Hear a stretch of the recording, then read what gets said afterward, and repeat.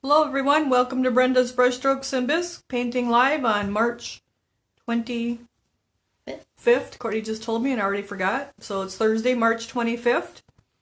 And we have our new box tonight, which is our March box, which is Hop Into Spring. So we have Nan, our girl bunny, and Nathan, our boy bunny.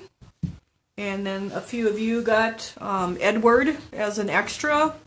And a few more of you are getting him in your April box, so I'm pouring those now too. So these are what our bunnies look like. And then we will have our box to go through. Do you have to zoom out or anything, Courtney? So this is your box that came. Courtney, we ordered the new product flyer from Mako, and it's all their fired products now, and we have all of them pretty much all of them except the Mako No Fire Snow, but we do have Dunkin' No Fire Snow. So if you are a Bisque Box subscriber, you can message us and Courtney can add that to your invoice, and then we'll cover the shipping on it because it would fit in your Bisque box. But we do have all of these. We may not have a few of the grays yet because we've had trouble getting those. I think they haven't gotten those in the production line yet, but I would think they would be getting in there pretty soon. But we do have most of the other colors. So you might want to hang on to this little handy little flyer because it is their newest flyer now that they've combined with Dunkin'. So keep that in your little reference folder or whatever you have. Then inside your box we have our inventory sheet, which has our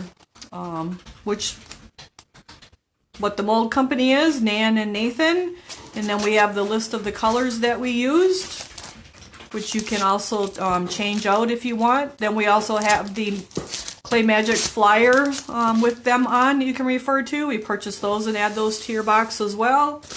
And then on top of that, we have our instructions for the way that I painted them. So there's usually extras and things in this little folder, but this month there isn't. You have a baggie of good little goodies instead. So this is our instruction sheet with our no, that's not the instruction sheet, that's the inventory sheet.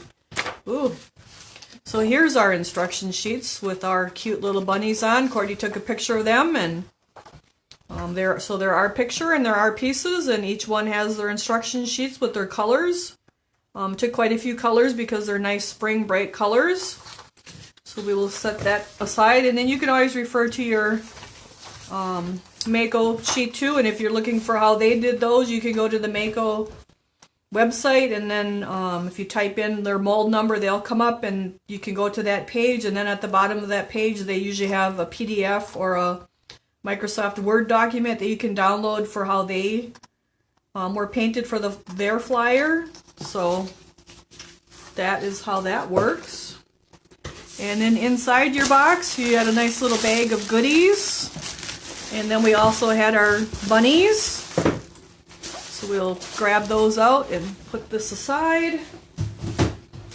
So in your little Easter bag, because it's the Easter month, I'm pretty sure we got a little treat in here for you guys. So yeah, you had your cute little Easter egg with some chocolate for when you're stressed out painting or just need a break. And then we also have our Dunkin' Thin and Shade, which is your extra item for this month. And we will use that to make thin our paint to do our plaid on our Nathan bunny. It's a great product. We won't use much of it, so you guys will be able to use it after we're done. So Thin and Shade opens the wet time of your paint, but it also thins the paint without diluting the color. So if you have a dark color like navy blue, and you're only going to use a drop of it to thin it instead of using water. So instead of getting a lighter color, you'll still have your strong dark color because it just thins it, but it doesn't dilute it. So that's a great advantage of using that over water. And then because it keeps your paint what's called open, meaning it doesn't dry right away, leaves it wet a little bit longer. You can blend colors, like if you're doing flowers and things like that. So it's a great product. We'll see if we can use it on one of our other boxes too, now that we've added it to your box, because that's a nice extra, kind of a tool in a way. So that's why we went with that, just to share a different product with you guys and get you aware of other stuff that's out there. So that was your extra for this month. And then we have our Nan Bunny, and Courtney's got them all labeled and wrapped up really well. So we'll get into them.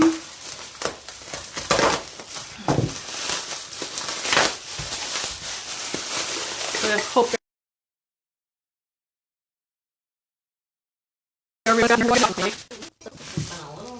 oh, Courtney says the postal service has been a little wonky yet.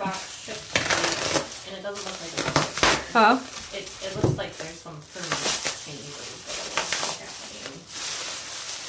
So does everyone have their box or not? Unless it's just like late after the fact. So Courtney thinks most of you have your boxes. If you had extras in your box, extra bisque or brushes, you may have, your box may have shipped a little bit later.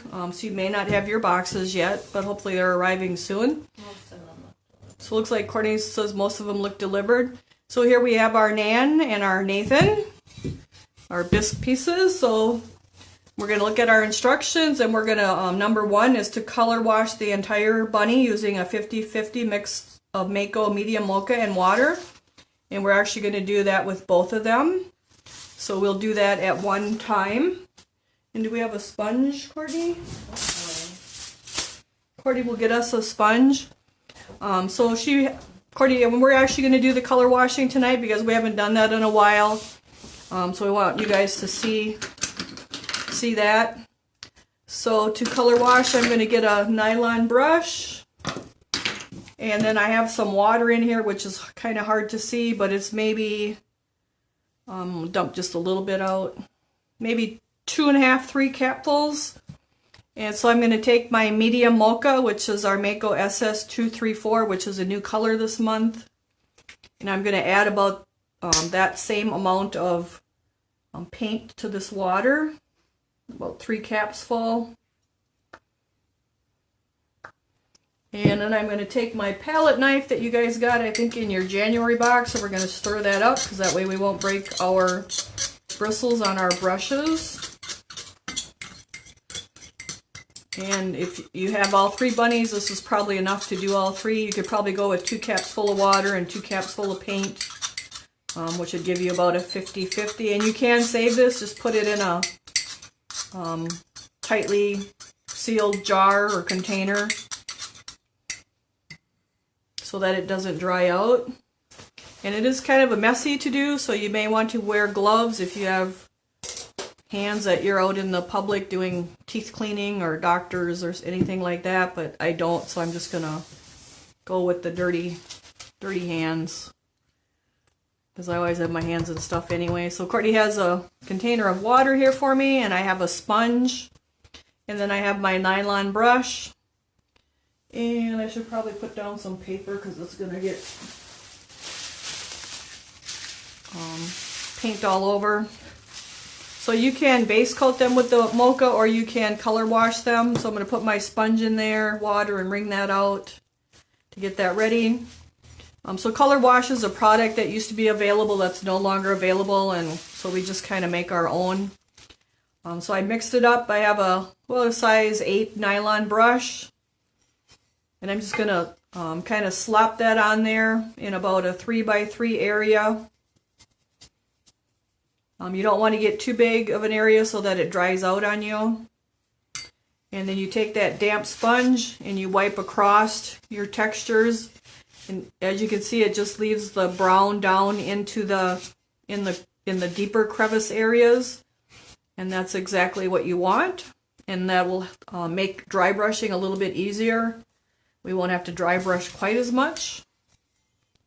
And you wouldn't want to do your whole bunny because then it will dry and you won't be able to wipe it all. Now my paint is just a little bit thicker than what I would like it. I'd like it just a little bit thinner. I'm just going to take my sponge and squirt some more water in there. So it was probably thick like cream, and I wanted it just a little bit thinner than that. So now we'll go to our next area, and we'll do another 3x3 area.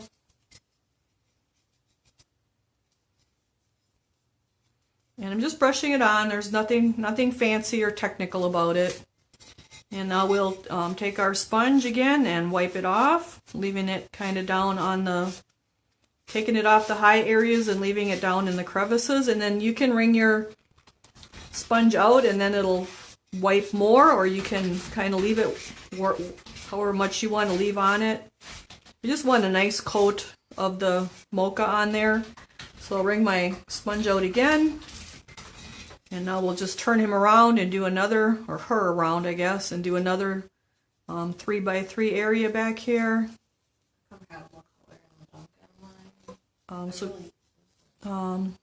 Cordy asked for a compatible color in the Dunkin' line. Probably medium brown is about as close as you'll get. It's not the same, but it'll work. You just wouldn't want to use a black on your pastel when you're going to be dry brushing with the pastel colors. Now I did wipe my bottom as long as I had a lot of paint in my sponge, and you can see that also will do it too. But I would say medium brown is about as close in the Dunkin' colors. I think this is probably just a little bit redder too. You just want a nice soft brown as your color wash color. You don't want black because that's just too strong of a color when we're using pastels. I like the blacks for wildlife and let's see, wildlife and what else? I like blues and purples for snowmen. Blacks kind of for wildlife and usually Christmas stuff too, I guess, mostly. So again, I just did my little area. And I'm just going to wipe again. And it's okay that it looks all kind of ugly because color washing is kind of ugly, but we have our dark down in our crevices, like the birdhouse here and the neck area. And then we have our lighter areas wiped off. And we'll just keep working right on around. You just don't want to do too big of an area at one time because you'll have trouble with it drying too much and you won't be able to wipe much off. So it's better to do a smaller area than too big of an area, I guess, would be my suggestion. And then you can just take that damp sponge. And so now when I'm wiping, like not much is coming off, so I'm actually going to wring my sponge out a little better. And now when I wipe, you can see it takes a lot more off. Because I had a lot of paint in the sponge and it was just basically just moving it and making it wet and not taking it off. And now we'll do another little area. I probably never do bigger than a 3x3 area. And then we can wipe.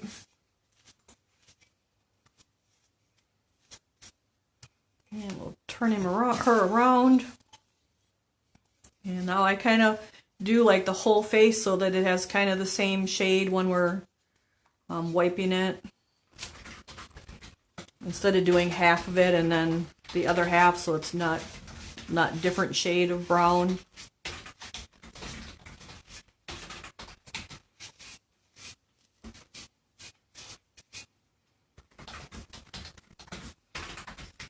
So now we can see that this is darker over here from when I did the birdhouse, and that's because I didn't wipe it enough, but that's okay. So that's why you don't want to do too big of an area at one time, because it does dry and then you can't wipe it off very easily. So it's better to do those smaller areas than big areas.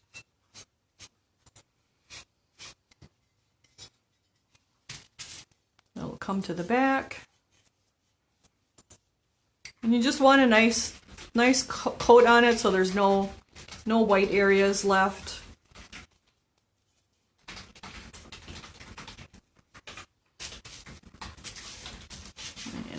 wipe. Hopefully you can see that really well. And then if you have an area that is too white, say that you didn't want that white, quite that white, you can kind of go over it with the sponge that has color in it, and you can see you can actually put color back on those too white areas also if you get an area too white, because that color does build up in the sponge. So I can wipe one really white here. So now it's that I wouldn't want it that white, so because that color is built up in my sponge, I can go back over it and kind of put color back on, or I can actually go back and add color and then give that a second to dry just a little bit, and then come back with that sponge and then wipe again so it matches the other side more. So that's how you color wash. So even like my carrot was a little bit bright, so I'm just going to wipe that a little bit with that dirty sponge, and that'll tone that back down to more brown than white. So that's a nice color wash on our little bunny here. So we'll set him aside, and we'll go to our next one. And again, we're just going to do that same little 3x3 area.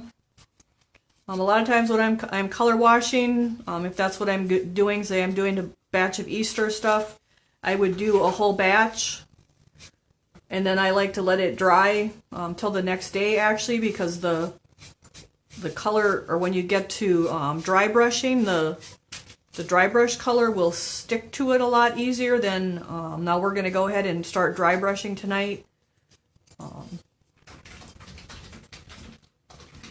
And you can dry brush it right away, but the color does stick a lot easier if you're one that struggles with dry brushing. If you do your color wash one day and come back and dry brush the next day, or even a couple hours later.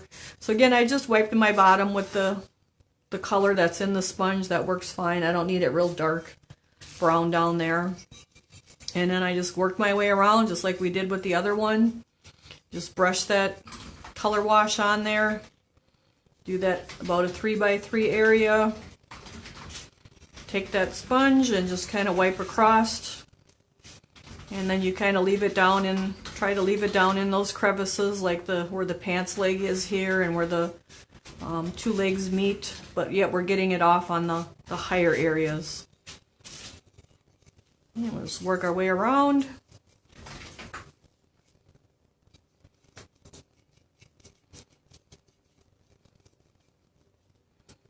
And we'll wipe again.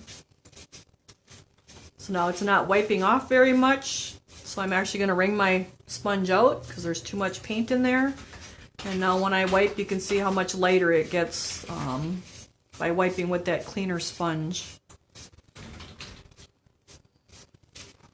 So now we're back. We made it all the way around, so we'll just start on his little shoulder here and do this little area. Another little 3x3 or 2.5x3 area. Make sure you don't have any white areas. And again, we can wipe it. Rinse out that sponge. And if you don't know like when you should be rinsing out your sponge or when not to, so when I wipe and not much color is coming off, that's telling me that there's too much paint in my brush or in my sponge, and I just need to wring it out.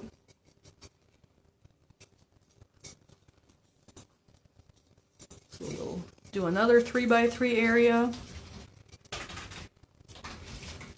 And then we will wipe. And we just keep going right around.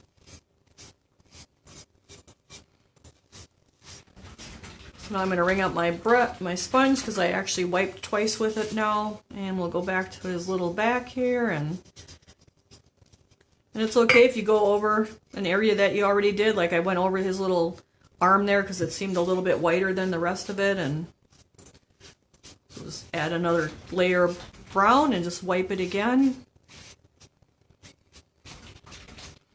So he's looking pretty good. We'll wring out our brush. So now here I didn't wipe this much, but I can go back now that I missed that. just to show you, you can wipe it, but it doesn't take all of it off. But it is coming off pretty good. If you do miss an area like that, you can go back and wipe a little bit.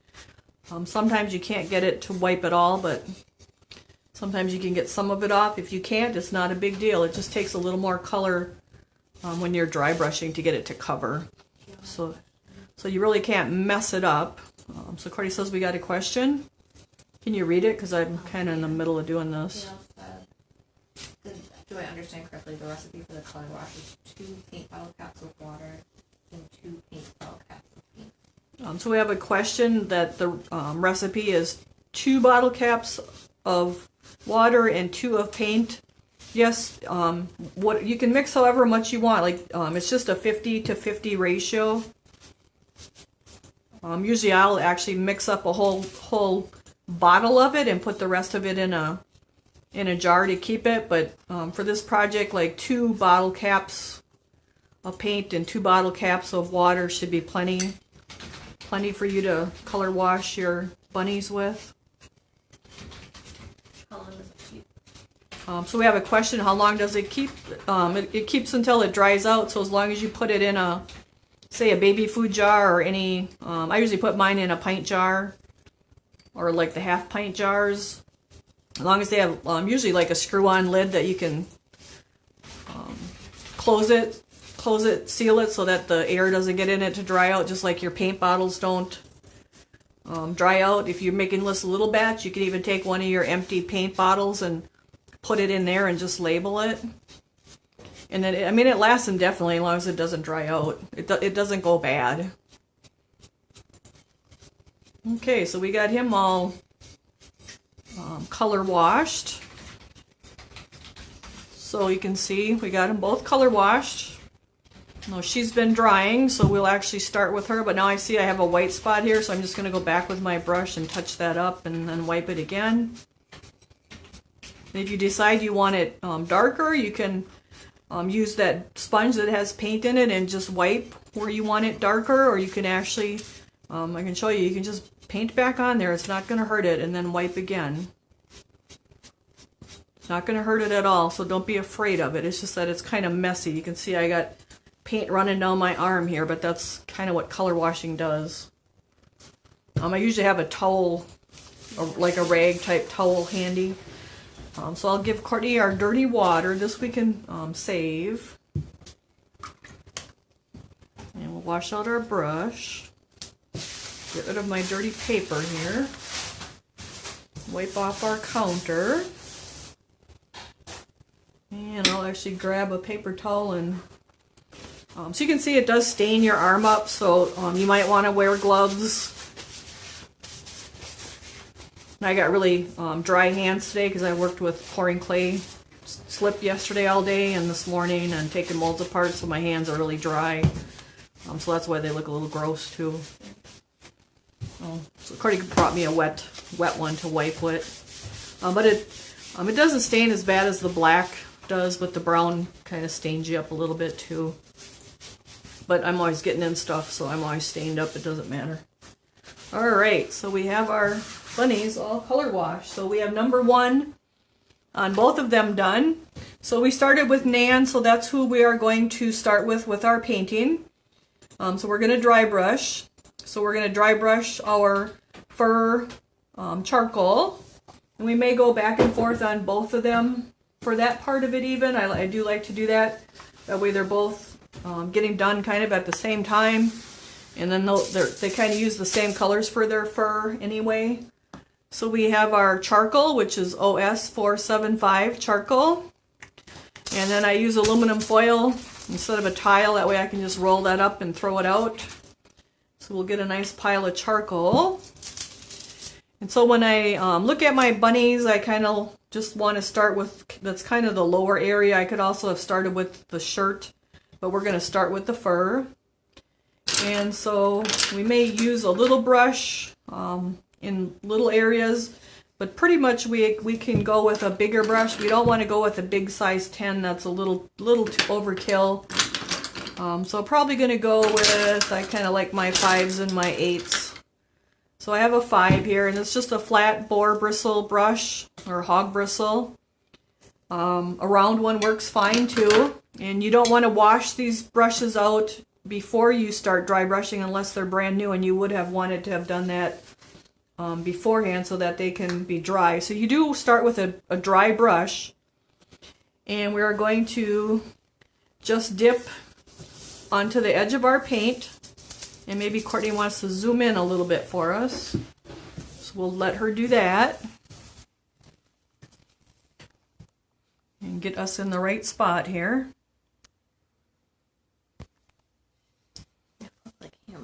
You flip the camera? Well, flip it back. You don't know? Well, hold tight, you guys. We gotta flip the camera. Flipped it again. Flipped it again. Oh my goodness. You're not gonna be able to zoom. I can get you to zoom. Okay, Courtney can't get us to zoom tonight. Keeps flipping. The camera keeps flipping on her instead. Gonna try it one more time. Oh, 3 times. She's giving me the big eyes. Okay, well, I can try to hold it up closer. Whoop. I just dripped charcoal all over. So we're just going to have a little color session again here tonight, quick. So for our bunny, they do end up white. But we have our shading that's throughout him, in his crevices and between the pants and the shirt and the carrot. So to do that, we use 3 colors: dark, medium, and light. So we have charcoal, gray, and then the white. So you can see that they're very different in their value of color as far as the lightness or the darkness, and you want to have that so your piece has lots of dimension to it, and it just brings them to life, and they're just not boring and all kind of the same color. Oh, I see hands on the screen, Courtney. Well, that's okay. You tried. So we're going to start with charcoal, so that is our darkest color. With dry brushing, I like to start with our darkest color. And we have that on our palette, so we're going to start with charcoal. And when I get the paint, I don't go in there and get all kinds of paint. I just go on the edge and get a little bit. And then I take that brush and make some X's on my paper towel until there's not a whole lot of paint coming out of that brush. And then I'm going to look at where my fur is, and I want to look at where there's lines or indents, and he's got his little foot indents here, so those I want to go across. I don't want to go up and down. If I go up and down, it's going to fill them in, or her, I should say. So I'm going to go across those, and I brush a few times until there's basically no color coming out. Then again, I go to that palette and I grab just a little on the edge. I'm not getting all kinds of paint. I brush that out, and I usually do in one spot, and then I go off to the side and I can see that there's not much coming out. We're going to go so where her little dress comes over her foot, we want to let that brown down in this crevice here. So instead of brushing with the crevice, we're going to brush across it, and it's fine that we get the gray on her dress because the dress colors will cover that up. So we're just going to brush back and forth here. And you don't want to brush forever and ever after you get that paint, because you can end up with a very pebbly, dry, crumbly look to your piece if you're brushing and there's no paint in that brush. And you don't want it wet and globby and shiny, so you basically want a dry brush, and then you brush across. So we're going to brush across all the way on her dress here, and you can see that's leaving our brown down in our crevice. And so I can still see that there's paint coming out of my brush because the paint is kind of building up in there now that I dipped in there a couple times. But now there wasn't much coming out, so now I went and grabbed some paint again. And I'll just put basically one layer on here where it's kind of all covered. I also want to come onto the bottom and get the bottom. You always want that bottom to look good. So the bottom is kind of smooth. When I have those smooth surfaces, I tend to do that C-stroke. It kind of blends that paint down onto that surface better than just brushing back and forth, at least for me. So now I kind of have one layer on there. So now I'm going to let that dry and go to my next fur area. And I just keep grabbing that little bit of paint and brushing it out. And now we'll come over here to the other leg and do the same thing, go across the little toes here. And if it's, so when I'm brushing this, it's not very, it's a tad shiny looking, but not much. If your paint is going on and it's really, really shiny and wet looking, you're not brushing it out too much, and you're probably getting too much on your brush to start out with. I really don't grab much paint at all, because I don't want to waste it by brushing it all out on the paper towel. I mean, you could get a ton of it and just keep brushing it and brushing it out on the paper towel, but that's really just wasting your paint. So if you grab just that little bit on the edge and then brush it out that little bit, and then come to your piece, and it should look fairly dry when you're brushing it on. I mean, there might be a shine just for a few seconds and then that dries, but if it's wet and shiny, like obviously wet and shiny, then you're too wet. And then you just want to brush until, so when I'm brushing here, I can see that there's color coming out, and it's, like I wouldn't brush and brush and brush and brush and brush, because then it's going to get kind of flaky and pebbly and crumbly and dry looking. You just want to brush till it stops coming out, and then go get some more paint and brush it out on your paper towel or your paper plate, whatever it is you're using. So at this point, like I don't see that there's any paint going on, so I'm going to grab a little bit of paint. Because if I keep brushing and brushing on that, it can get a crumbly, pebbly look to it. And sometimes people will think that they're too wet with their brushing, and that's not the case. It's actually too dry. So now I have a nice layer here on this other foot. Get a little more on the top here. And now we'll let that dry, grab a little bit of paint. We'll go to the little hands here so we can see we have our sleeve here. We want to let that brown down in there. We want to let the brown around, basically around that whole hand. So I will brush up and down all the way, or across those crevices all the way around that hand. I'm just brushing back and forth. So now that's a little bit shiny yet. So that actually I need to like brush that out a little bit more. And then I'm also brushing fairly lightly. I'm not brushing really hard. I'm not wearing down on that brush. So we'll brush it out. Now that's got a nice layer on it. So now we'll come over here to the other hand. And again, you just try to brush across those crevices, like where the shirt meets and where the bird stick meets and where the little apron meets. So if I was brushing up and down, it would fill that crevice in and we would lose that shading. So that's got a nice layer on it. So now we'll let that dry. And now we can go right to the head. I usually don't like to start right on the face. That way if I have too much paint in my brush or mess it up, I mess up on the back first. And then I can get back in the swing of it with how much paint I have going on. Again, we want to brush across this little collar, so we're going to go up and down. We're going to go up and down where the birdhouse is. We're going to go across this crevice that's in between the ears, so we can let that brown in there. And then in between here, it doesn't matter which way you brush it. You just want to get a nice even coat. I tend to do that little C-stroke there again, and then come back and forth, up and down here around the collar. And it's getting on the collar, that's fine. The collar, when we get to that color, it's going to cover it up. So now I'm over here brushing. You can see that there's barely any paint coming out, so that's my clue that I need to go grab some paint, brush it out, come back, and now I can see there's color going back on. You can see that got darker. And we just work our way right around. And once I start brushing, and now there's like basically no paint coming out, so I know I need to go grab a little bit, brush it out, come back and go up and down. So now I can see there's color going on again. And I moved up here, up above, and now there's still color going on, but there's not much color going on, so I'm really close to needing more paint. So we're going to grab more paint.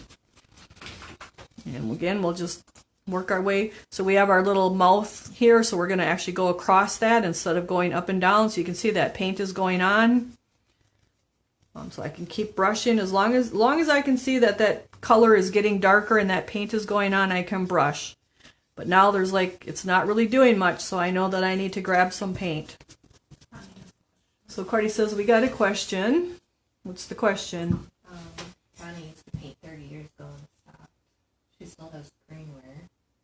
Maybe now getting back into it. Does Duncan paint an acrylic paint, and can you use acrylic paint? So Bonnie asks is Duncan paint an acrylic paint? So Duncan has, the paint we're using tonight is an acrylic paint. Let me see, we can bring it in. It says bisque stain. Some companies will call it acrylic, some people will call it bisque stain, but underneath it, it has opaque acrylics. So this is an acrylic paint. But Duncan does have glazes also. So you're going to want to make sure you're purchasing the right product that you want, but the OS numbers are the Duncan. Even though it says bisque stain, it is an acrylic paint. So, and can you use acrylic paint? So you can use acrylic paint. So this is a non-fire technique, so we are using acrylic paints. Probably 30 years ago, the popular thing probably would have been to underglaze these guys and then glaze it.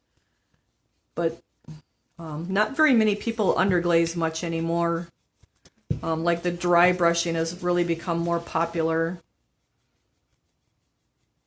So we're just gonna, so hopefully that helps answer your question, but Duncan does have other products too, glazes, and you just want to be sure you're getting what you're set out to work on.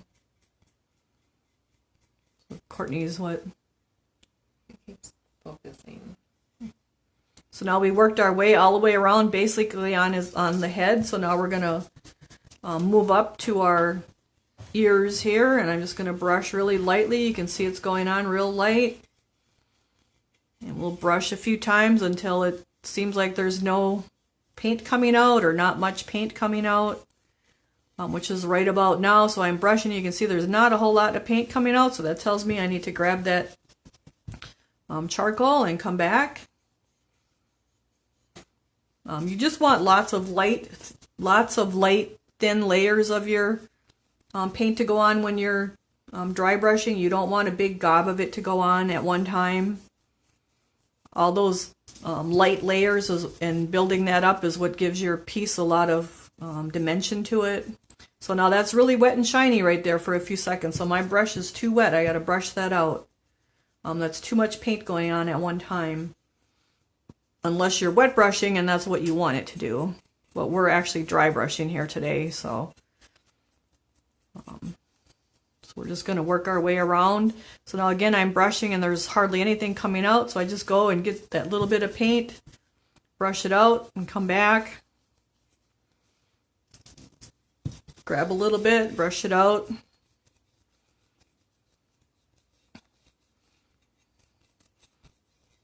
Go across that crevice between the ears there.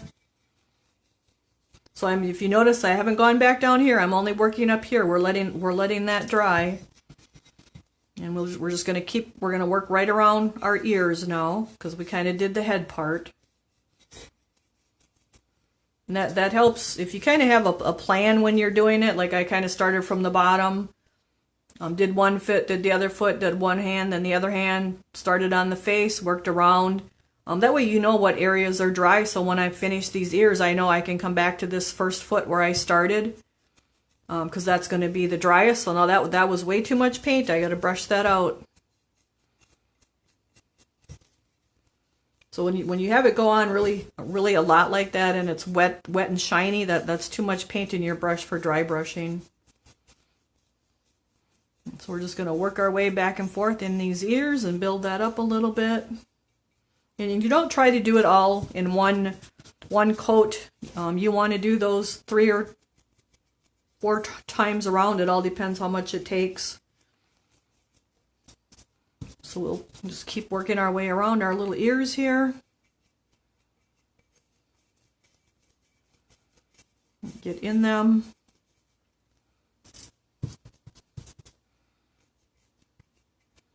And you try to get it fairly even. Like there is more here because I was too wet there. But we'll let that dry and we'll just put less there on the next time around, and we'll build the others up to meet that or to match it.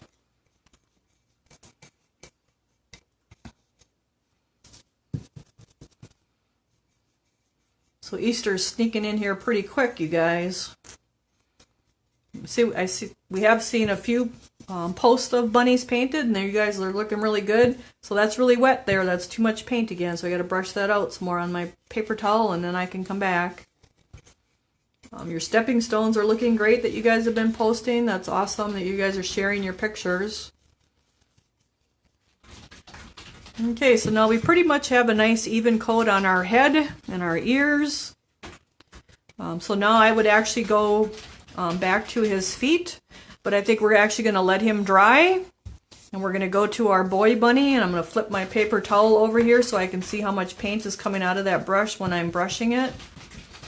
So you can see a lot come out and now not much come out. So again, I'm going to start on one foot. So there's not much coming on, so I'll grab a little more and brush it out. So when I have that clean paper, I can see how much paint is coming out of that brush, whether it's a little bit or a lot. So I know if I need to keep brushing it. And we're going to do the same thing with Nathan here. So we have a question, do we have this brush that I'm using for sale? We do carry the Royal and Langnickel brushes, and we did just restock, so do you have them all, Courtney, or not? I do, I'm just double checking to make sure the website. Courtney's double checking on our website. I did bring the box of I think I brought them, they might be at the classroom, the extra ones that you were short on. They're either here in that box I brought in, or they're at the classroom. Okay. So now you can see we got a nice layer on this foot here. Yeah, the website's accurate. So Courtney says our website is accurate, that they are on there. This is kind of an entry-level dry brush. I don't have the interlocks yet. We're trying to get the next step up from these is called an interlock brush, but we're still waiting to hear back from our supplier if he can get those or not. Those and the short-handled ones that we showed you guys. These are good brushes too. They're just more of a starter ones, but they work well. And I think we sell them as a whole set too, right, Courtney? You can buy them as a whole set or separately. So now that's going on pretty wet and shiny, so that's too much. I got to brush that out. You can see there's a lot of paint coming out there yet. So then I'll actually kind of let that dry and kind of move over to the next area instead of kind of smearing it. And we'll grab some more and brush it out. And again, brush across those toes to leave that dark brown in between the toes. Brush across his little bibs here and let that brown down in that crevice. And then we're going to come on to the bottom to make sure we get his bottom looking good.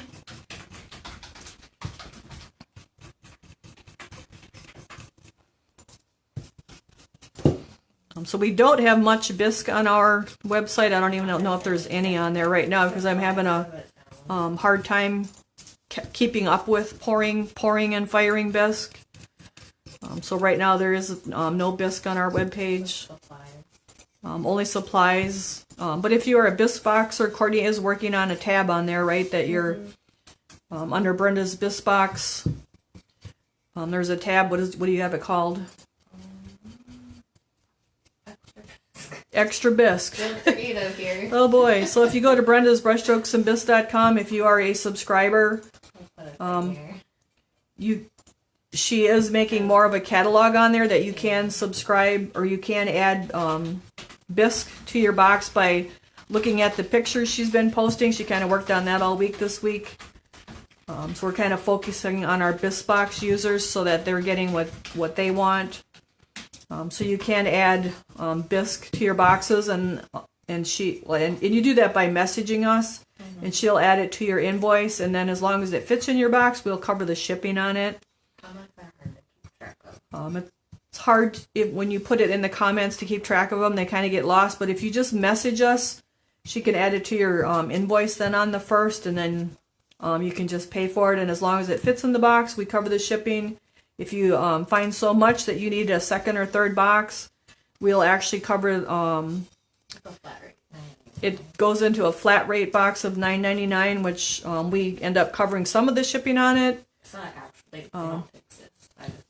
It's just kind of our rate that we're using, and so we kind of subsidize the shipping if it's over that $9.99, which most of the time it probably is. So now I actually switched to his face here, but I had told you guys last time I usually don't do the face first, but I'm talking, and that's what happens. So we're just going to brush our way around, and he'll be fine. We'll match it all up and make it look good. You haven't poured the new truck yet, right? So Cordy asked if I had poured the new truck yet. No, I haven't poured any of the new molds yet. They're too wet. It's probably going to be another week or two before I get those dried out enough that we can pour those. And all the inserts are supposed to fit in there. Right, all the inserts for all the trucks are supposed to fit in there. Yep. But I haven't poured any of the molds from those from Play Magic. They're really, really wet when they get here. You can press your fingers into them. Yep. So they let a wet mark on the floor even where you sit them, or on the blacktop. That's how wet they are. So that they take a good 3 to 4 weeks to get dried out, and that's with fans and dehumidifier. So none of those have been poured yet. Those can possibly go in the May box. They should be fine for the May box. Probably not April though. That's probably really pushing it.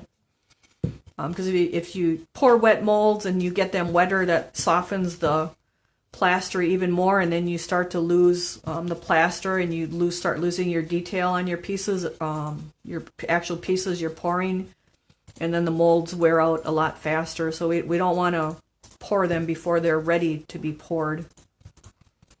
Sometimes I do push it a little bit, but in general, like 98% of the time, I try not to pour them before they're ready, because it just ruins them, and like they just cost too much money today to ruin them. So now I made my way all the way around. He's a little darker here because I was talking and brushing, but we'll build that up on our next time around.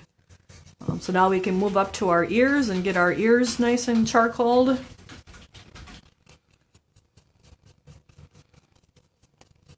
So, and even when you're pouring your molds, you don't want to pour them day after day after day.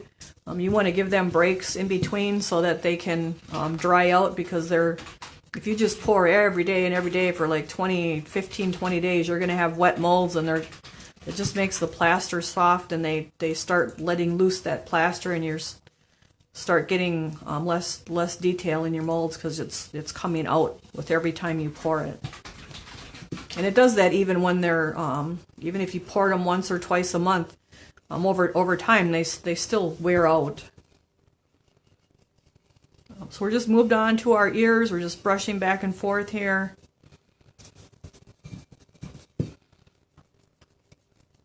Just get a nice one basic layer here of our charcoal. So now that's really wet. That's too much. I can come over here and I can brush. You can see there's a lot coming out. So we'll kind of brush around that and kind of even it out a little bit. But once we get our next layer on, and then our other grays, it'll blend in and it'll be fine.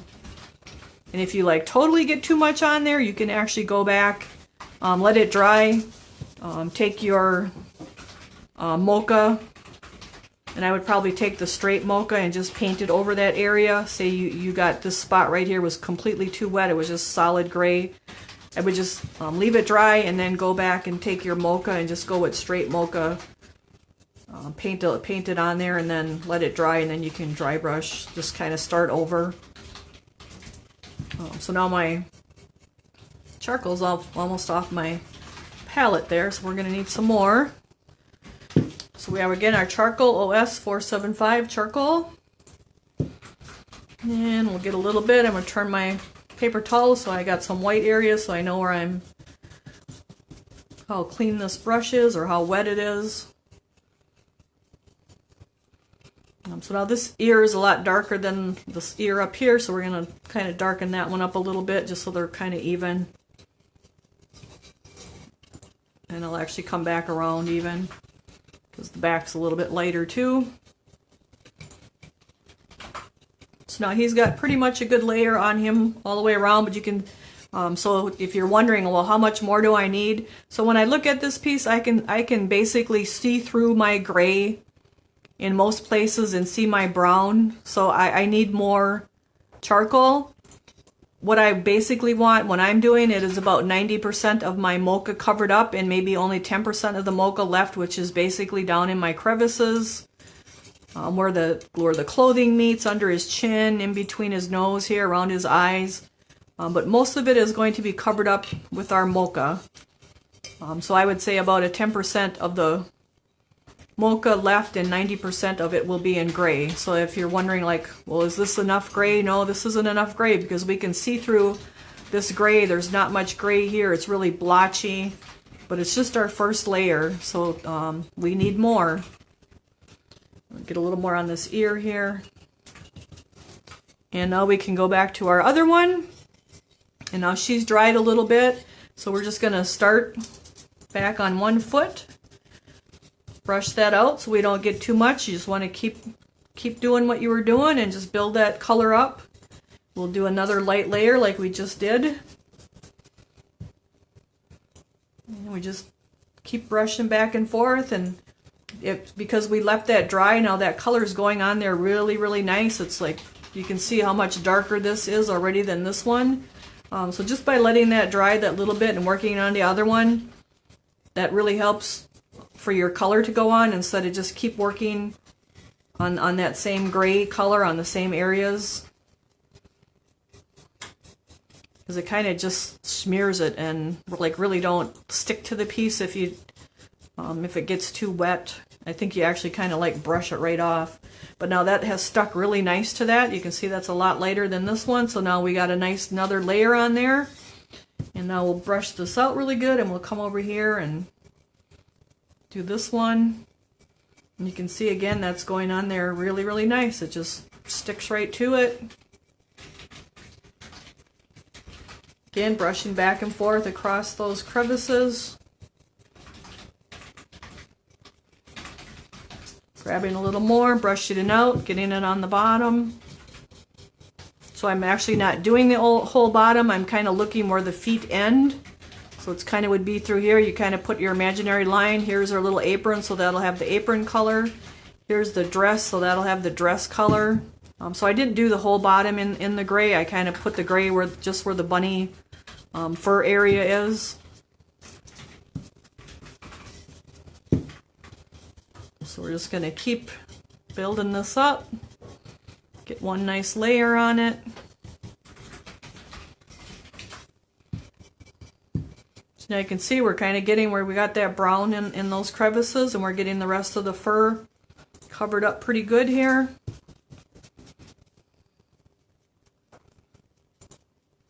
So I'm probably brushing a little harder. You can see I have my hand further down on the ferrule. Usually that hand is lighter up as I get to my lighter colors, but when I'm kind of doing this first dry brush color, I'm usually holding on a little bit further down, probably pressing a little bit harder than what I usually do.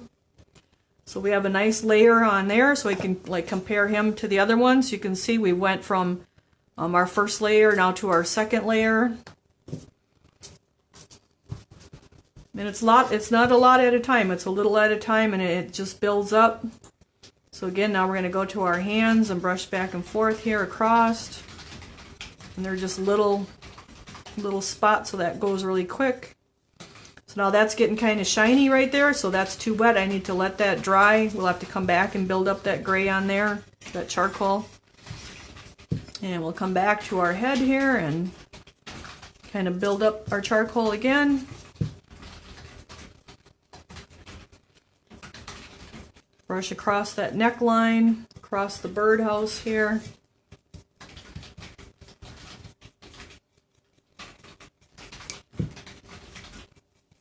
And we'll just build up around the head. We'll let the ears for the last round. Or you could do the whole ears too. It just have your own little, kind of your own little plan of attack of how you're doing it, so you know what what you painted and what you didn't paint. We got some more charcoal, grab a little more, brush it out. And we'll just work our way right around our head. As you can see, that head is getting darker, it's getting more even, it's not blotchy with spots. There is brown, because there is a lot of texture on her, so there's going to be some brown left down in those little deep crevices, but that's good. That's what's going to give your piece more dimension. You don't want it completely solid charcoal, because it's not smooth. It does have texture, but you do want it kind of even, so you would have a little bit of brown kind of everywhere. So now that's pretty shiny. That brush is kind of wet again. I got to brush that out.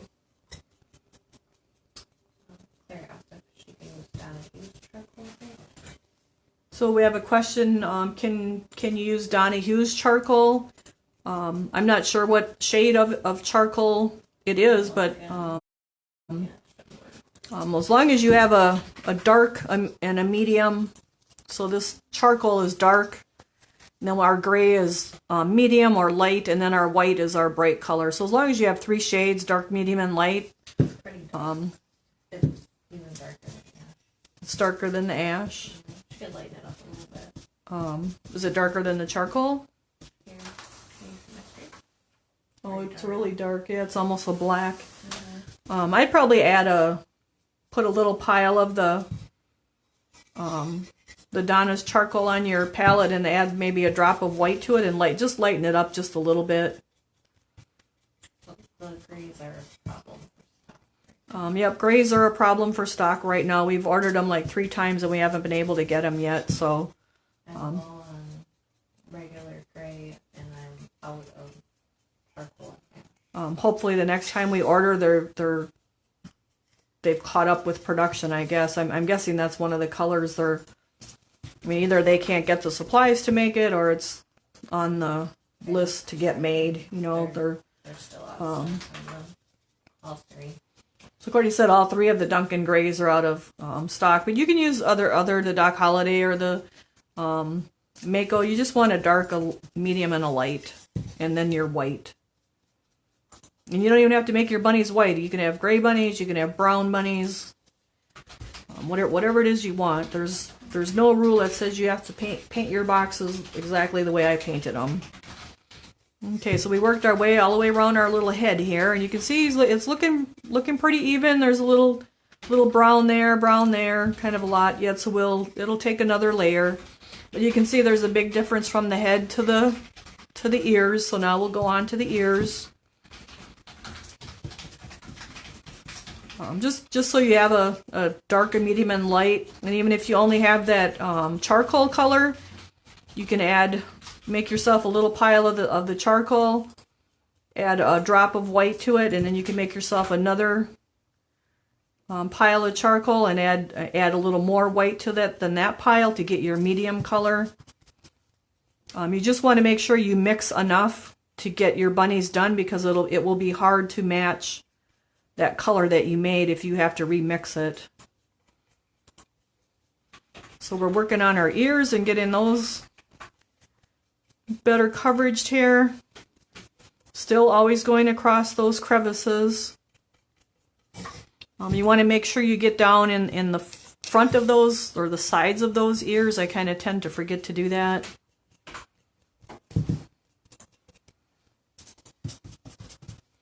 And we'll go on to our next ear here and get that one matching the other one.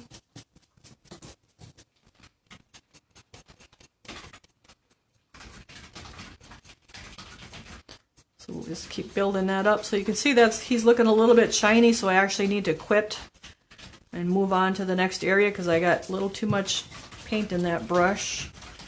So let me flip my paper towel here around so I can see what I'm getting out of there.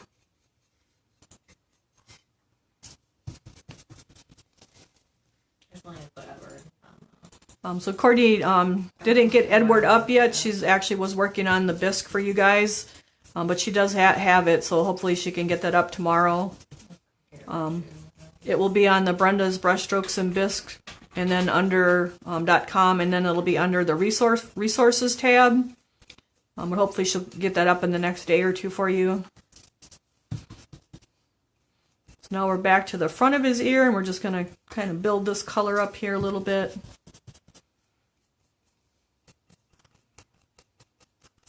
You can see I moved my hand up that ferrule a little bit because I'm brushing lighter. Because I kind of got kind of heavy on the back there where that got shiny. So your hand position does make a difference on that brush too, of how heavy or how light you're brushing. And now we'll go to this other ear and get that one to match the other and the face. So this charcoal color does take quite a bit of brushing, but once you get to that the medium color and then your light color, those will go on a lot easier. It's just getting this first, your base, so it's nice and even and not blotchy and spotty. So it's looking pretty good. I want to look at the front of these ears here, these sides here, to make sure we got color on there. And you want to look at it from different angles as well. So it's nice and even. You want to make sure you get the sides here. So now that one's looking pretty good. So you can see it's so it's kind of nice that we're doing these two together. So now you can see this Nathan's got his one coat of gray, so he looks really blotchy all over here, but it's kind of just our first coat. And now Nan is looking more even colored and darker with her gray and only the brown down in the crevices. So we're actually going to sit her aside, and we can go back to our Nathan here now. And again, I'm kind of do it in a pattern. I start on one foot, go to the next foot. I'll do my hands and then my ears, head and ears. That way I just know where I've painted and what's wet and what's dry. Get that bottom. Brush back and forth across his foot. It's fine if you get it on the carrot and the shirt or the pants there. That's not going to hurt any. That the colors for those will cover it up. And we just work our way around. So again, you can see I'm moved down on that brush. It takes a little bit more brushing to get these feet done, it seems.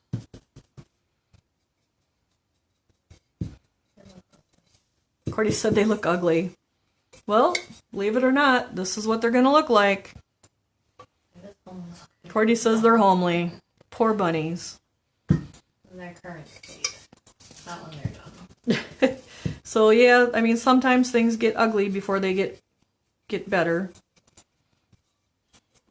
I mean, she already looks better than he does just having his second coat.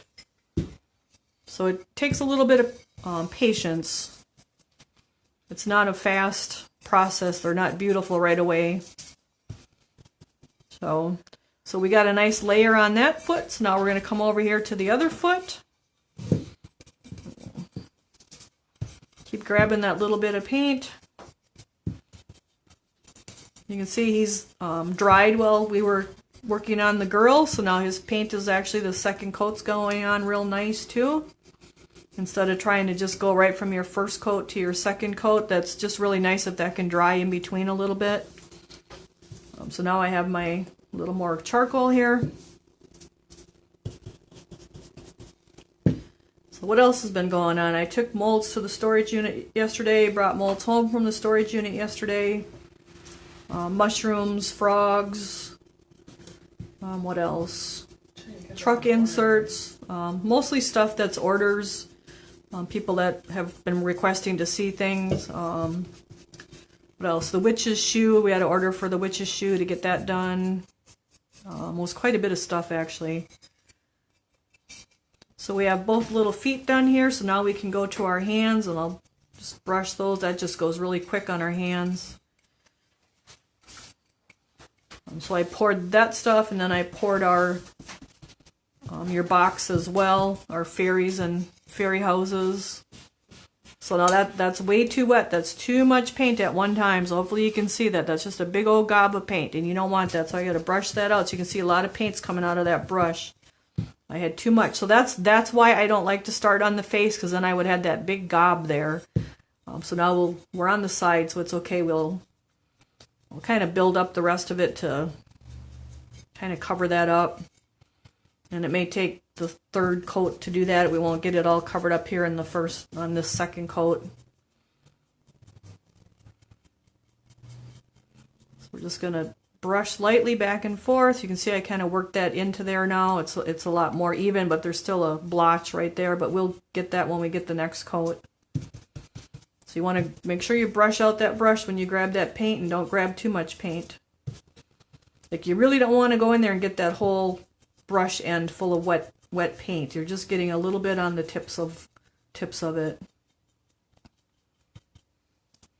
So just grab a little and brush it out. Oh, I did pour the mold that I've been looking for forever.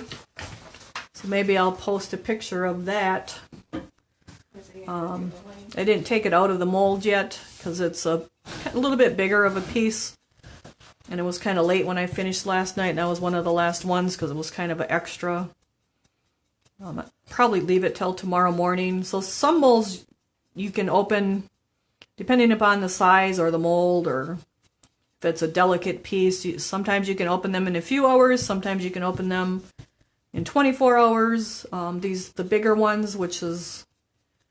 I did open the smaller stuff this morning, like your fairies and your fairy houses, but this mold, that particular mold, this other one, I didn't open because it's bigger and I didn't want it to collapse. I had some welcomes, the Clay Magic Welcome, Uncle Sam, and that's quite a big piece. It's probably 18-20 inches tall. And then the Welcome Gnome. So I didn't open those big pieces, and I'll probably leave those until tomorrow because I don't want those to collapse when I open up the mold. So depending upon your mold size, you may not open them that same day. So there's no set and dry rule. Someone asked how do you time how long you let your slip in your mold, and that's another thing you can use a timer as a little bit of a guide, but there's so many variances to that because if the air is humid, if the molds are wet. So if you're pouring a dry mold, it's going to set up faster than a wet mold. Say a mold that you poured a couple days in a row. If you're not checking your slip and your your slip is thicker, that's gonna right. Your slip is thicker. That's gonna set up faster than really thin slip, so there's a lot of variances. So when I pour my molds, I do set a timer because I have pretty much a good idea of how long they take. But I also measure the piece as it's being formed in the mold. You can actually measure it using a tool. It used to be called a Lucy tool. Now I think it's just called a fettling tool. It's just a piece of plastic. They used to be rubber and they were a lot easier on the molds, but now they're hard plastic and they tend to scratch the molds. You have to be really careful with them. So I actually like the old one, and I have my original one from 1981. I've carted it across the United States and back and still have it. But you take that and you stick it into the side of the piece as it's being created in your piece as the clay is setting up, and you can actually tell how thick that piece is becoming, and that's what you want to base how long your piece is, how long you let that slip in that mold, not just pick a number and say, well, I pour all 12-inch molds for 20 minutes, because that's just a kind of a guide. The time you actually want to be measuring how thick that piece is becoming in that mold, and some molds will even set up depending upon the plaster or how it was made. I have a certain brand of molds that no matter what, it takes 45 minutes for that mold to set up, and a similar piece might only take a similar size piece might only take 20 minutes in another brand of mold. So there's a lot of variances, and you don't want to just set a timer and go by that timer. You actually want to measure how thick your piece is getting when it's setting up in the mold. So that was a question I had online today. So you actually want to measure that piece. So your little fairies, you poured this morning and took them out? So the little fairies, Courtney asked if I poured them this morning and took them out. I poured them about 11 o'clock last night, and I did take them out this morning. They can come out pretty quick. But normally you could pour them in the morning and take them out the same.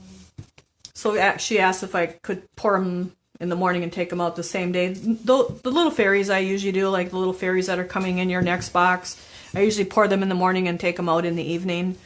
They could probably even come out before that, probably like in 6 hours. The houses, she asked if I let the houses overnight. Yeah, I usually let the houses a good 12 hours. Because they're like I don't know, how tall are they? 10 inches? Yeah. I do know that when I first started pouring, that you could pour and take your pieces out within a couple hours. Because I would go to the craft shops on the Army base, and you'd have to pour that night and take them out that night. So over the years, Slip has kind of changed the ingredients that are in it and how much of stuff, and it's really made a difference of how long it takes for them to set up and be not collapse. Even if you can get them out of the molds, you don't want them collapsing because they're weak. So there's definitely a change in the Slip recipes or whatever, what they used to have from the 80s to now. So she's happy she has you to do that for her. Oh, you're happy you get. Oh, it's fun to do though. I mean, it's fun to do, but it can be messy too. Those Clay Magic welcomes, they always seem to leak. I don't know what the deal is with them, but even the new one leaks. And when they leak, so now I know they leak. You can take clay that's like soft clay, like what you cut out of the neck of the mold when the spare, and you can smear that into the seam, and that will like seal that seam so that it doesn't leak. Courtney's got Alexis taking over, you guys. It just turned on the music. Courtney says Alexis went vogue or rogue or something. Oh my god, she's still going, Courtney. And it's in a different room. I don't know, Alexis has gone wild, you guys. Alexis is turning on music on her. Glad I don't have Alexis at my house. Okay, so we got that bunny done, and now we switched over to our other bunny. So now they're actually, we can go back. They're pretty close to the same color. This guy's a little bit, the little guy's a little bit browner yet, but that's okay. We'll let him dry, and we'll get another coat on our girl, and then she'll actually probably have plenty. So Courtney's got Alexis back under control, and she's not talking and turning on the music. She's been muted. Courtney muted her. Oh boy. So we're just going to need a little bit on our bunny here now, with like kind of one more light layer, just to get it like a little more even and not blotchy. So we can see it's kind of blotchy here yet. Like there's a lot of brown here, a lot of brown there, a lot of brown there, a lot of brown there. A big patch of brown here. So we don't want that. We want a nice, like this is nice and even right now. Even though there's brown coming through, it's kind of an equal amount of brown coming through from the deep areas of that texture, because there is a lot of good texture on the bunnies. So we just kind of want it more even and not blotchy, where there's less like there is up here. So we'll just get another, and this layer will go on pretty quick. I just want to make sure we're brushing that brush out really good and not getting it too wet. So let's see. So I'll have molds to take apart tomorrow, and then I'll get those big ones off the table so I can pour the fairies again. I probably won't. Normally I would have either poured them again this morning and took them out tonight, or poured them again tonight since I took them out this morning, but since the big molds are on the table, I'm not going to mess with it tonight. And we're getting our bottom, so we got a nice layer down there. And we can go to our hands. So I pulled a lot of mushrooms. We've had requests for mushrooms and frogs. I pulled a turtle, 2 snails. Did you find the big snail? Well, the big snail's not lost. I know right where it is, but it's big. Like, it's big. I know. I didn't pour that because I just didn't have, the car was full for one thing. And I think Judy wanted if that medium snail was what we thought was the medium snail was the large one. She wanted the 3 sizes, but there's actually a larger one, so I don't think she wants that big large one. So I didn't mess with it yet. Huh? Are we missing one? I don't think so. Oh. Let me see. I had to pour a worm, one of the worms, for one of the ladies, and I actually had to cut the eyes out and then cut a hole in the back of the head the size of those 99-cent landscape lights, the solar lights from Walmart, because then when you put that landscape light in there after it fires, and she's going to glaze them, then we can put the landscape light in there, and she wants it to light up the eyes, and so the light from the landscape light will actually be on the inside of the worm's head. So I poured her head for her. Let's see, I grabbed the witch's shoes today because I forgot them yesterday. So we kind of made our way back around here. Cleaned a bunch of kids type stuff today because it's spring break here next week, and I know Tuesday we have some kids coming in, so I wanted to make sure we had some kid-friendly stuff. Yeah, I kind of cleaned off the greenware off the farmhouse shelf. We cleaned some unicorns, cleaned a praying mantis, cleaned those egg impression bunnies. There was a set of those. Cleaned some Ziggy, the chameleon, the little chameleon, the woodland animals, just kind of kid-friendly stuff. So it's just been busy. So I'm pouring one set of the May molds, because we only have one set dry. The rest are still wet, but I am pouring those along with the April box. Or You got that painted. huh? May is painted. May is painted. Yep, I just have to give you the instructions. Okay. So Be back on schedule. yeah, trying to get back on schedule, get orders. Poured the trailer and the truck in some truck inserts that were, I think we needed like the patriotic ones and the beach ones. I poured those. Poured the planter one because we had some requests for the planter one. You pouring planters? No, I haven't had time to. I'm trying to get the orders, like the actual Yeah. orders. Oh, look at there. What do I got? White. Where did white come from? My gray must not be mixed up well. Let me give that a shake. And we'll have to go back and cover that up. All right, there we go. So you can see now our ears are looking pretty even in coverage, even though there's a little bit of brown coming through. It's a even brown. It's not a big patch here and there. So if we look at our other one, we can see she looks pretty patchy. We got brown here, a lot of brown there. So you can see now his charcoal is more even colored, even though there's brown down in the crevices. The overall coverage of our brown is fairly even with as far as our charcoal. And that's exactly what we want. To get down under the chin here a little bit. And when I look up here, I can see my ears. There's a lot of brown there, so we want to cover that up a little bit more yet. So our charcoal is looking really, really good. So there's a little bit of brown coming through, or more brown than other areas coming through right there. So we're actually nearing having enough. Usually, like before this, is people will ask, well, how much more? And then they get the little bit more. So we're at the kind of a little bit more stage, and it's just that little bit more is usually what makes it more even. Just has a nicer coverage. So we can see when we look at this one now, so she's looking pretty good. But when we look at the back of him, you can see that he's very blotchy. So we have these light brown areas all over. So this is where I would tell you like a little bit more, where this is more even. So that's pretty close to being what it needs to be. That was always a hard thing, was to figure out how much more, or do I have enough? But you're basically covering up most of that brown. It's just left down in the crevices, and that's where I say it's like 10% is left. So now she looks pretty good. We got a little bit of brown here. Cover that up.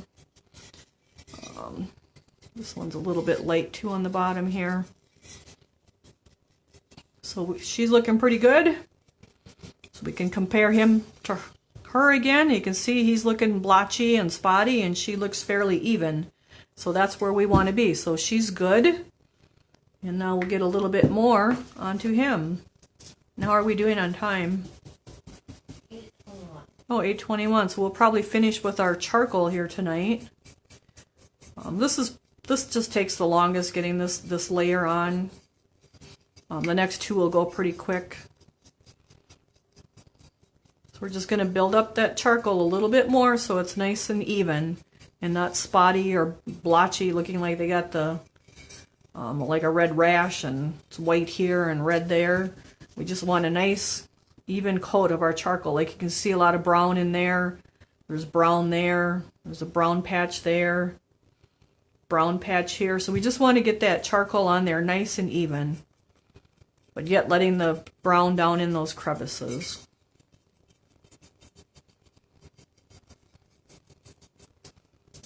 So we will be here again next week, even though it's Easter week. It's not really a holiday on Thursday, so we will be here Thursday working on these guys. Let's see what else is going on. We are working on your boxes. Courtney will be doing a lot of stuffing of things, packages, and the inventory sheet and stuff this weekend. So now we got his little paws all done. It's a little bit light there yet. And then is Thursday the 1st or is Friday the 1st? Thursday. So next Thursday you guys will start seeing your invoices. So now I'm talking and I started on the ears instead of the head first. So I'm actually going to come back down here to my ears so I know where I'm going. So you can see this is real light through here. And we just want that nice even coat. So we're just going to add another layer on this head just to work it around. So Courtney will start invoicing on Thursday. So if there's stuff you guys want added to your invoices, send her a message because then she can pull that stuff. And Courtney, we have a question if there's extra bisque for April's box. Let's see, we have. You can get anything that you want. You can add anything that you want that fits in the boxes. Some people have been asking. Quite a few of you guys are new. We've had requests for the last year's fairies and the fairy house, and Courtney thinks she can get them in the box, so I've actually been pouring those. You forgot to bring them though. But yeah, I didn't bring them. Courtney didn't tell me to bring them. So you could get those. We have truck inserts you could get. We have trucks.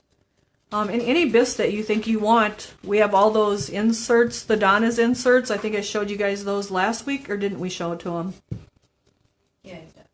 So we have like 13 new Donna's inserts that could go with your welcome rocks.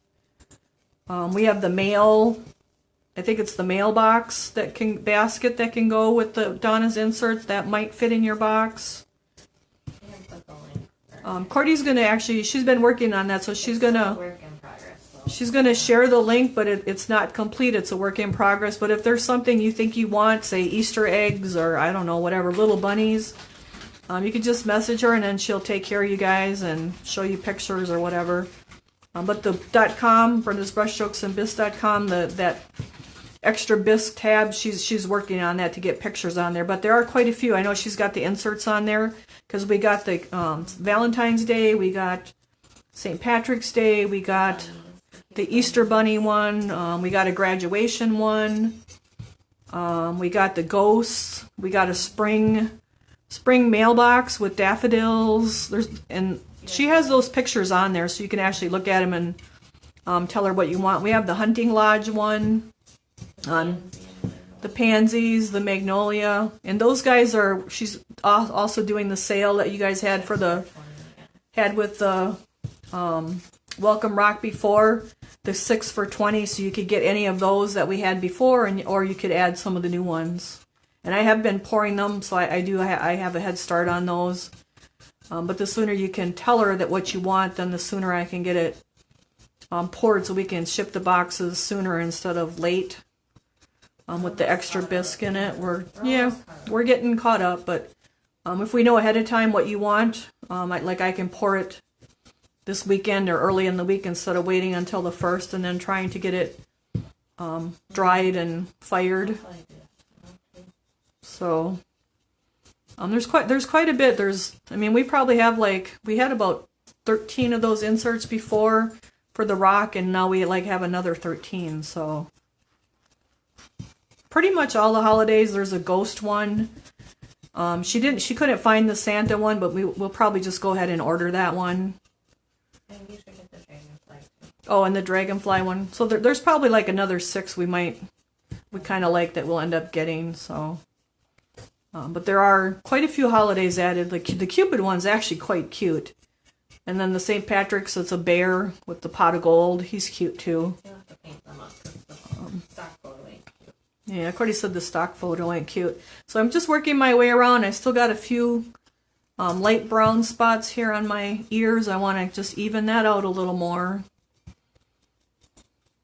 But yeah, if there's something you want, I know we have one lady, we're shipping out 7 of the trailers that go with the truck. So it all depends what you want. You let us know what you want, and Cordy can check to see if we have it. And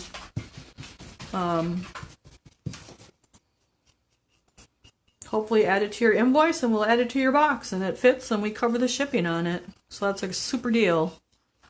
You can do the same with paints and brushes. As long as they fit in your box, you can add them. Or you can get a ton, and they can go in that second box for $99 too, because shipping's not cheap today. A lot of people really are unhappy with shipping, in fact, so it's not a cheap thing. I know I just ordered some glass bottles for the airbrush that have the screw-on caps, and the shipping costs as much as the darn bottles. So, That's usually what happens. Cordy says that's usually what happens. Yep. So we're just getting our little bunny looking here good. If you guys are liking our videos and enjoying your boxes, give us a thumbs up or a like, or kind of let us know. We'll keep at it here. We have our boxes planned through June. We just need to figure out what the Christmas in July and then those next batches of boxes will be, but we haven't even had time to sit down and How do they feel about a vintage Santa? to talk about. So Cordy, the one thing I'm thinking about is a vintage Santa for Christmas in July. What do you guys think about a vintage Santa for your Christmas in July box? Yay, nay, don't care?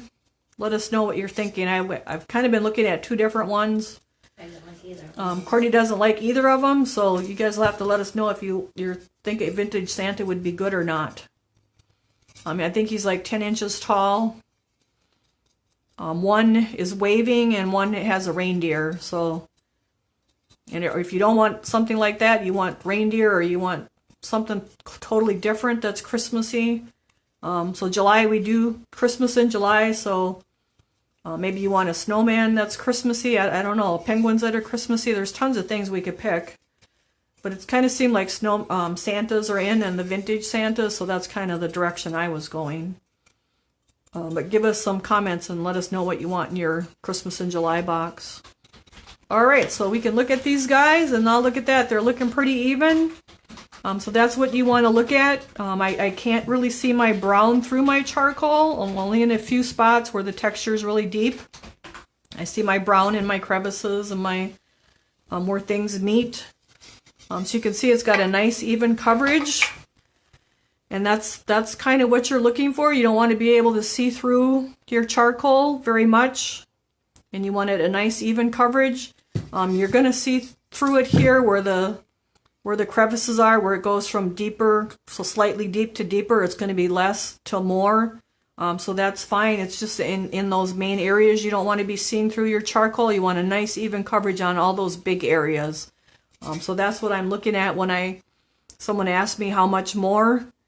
And I'll say, oh, that's good, or a little bit more, is that nice even coverage of your dry brush color. So I think we're actually at a good stopping point. Now as I'm turning, I can see a lot of brown right through there. That's kind of a spot, so I'm just going to add a little bit more. So now these guys will dry really well in the between now and next week, so we should get pretty far on them again next week. Otherwise, you do have your instructions in your box. You can go by your instructions, and a lot of you have been doing that, and you're doing a great job. Cordy will try to get Edward up in the morning. If you are having problems, you can take a picture of your piece, send a message. I try to watch for them, or Cordy lets me know, hey, you got a question. Someone sent a picture, so you can go by your instructions, or you can wait for us next week. But these are what we're working for, and you can see we got a little ways to go. But they will get there, and they're looking pretty awesome. So I think that's about it for tonight. I hope you guys enjoyed us again, and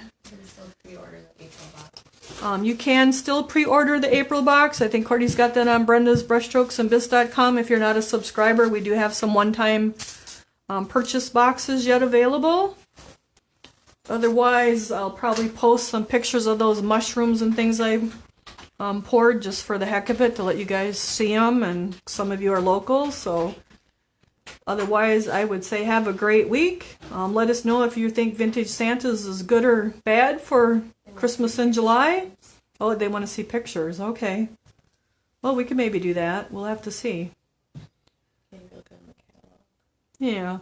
So I guess otherwise you guys have a great week. Thanks for joining us, and have fun painting your bunnies if you're going to go ahead and paint them early, and otherwise we'll pick up next week. Thank you.